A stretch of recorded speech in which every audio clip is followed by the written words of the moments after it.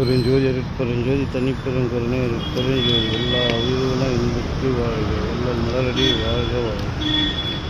இன்று நமது சமரச சன்மார்க்க சத்திய சங்கம் மற்றும் முக்கிய தர்மசாலையில் மூலிகை கல்வி வழங்கப்படுகிறது. இப்புண்ணிய நிகழ்ச்சி அனைத்தும்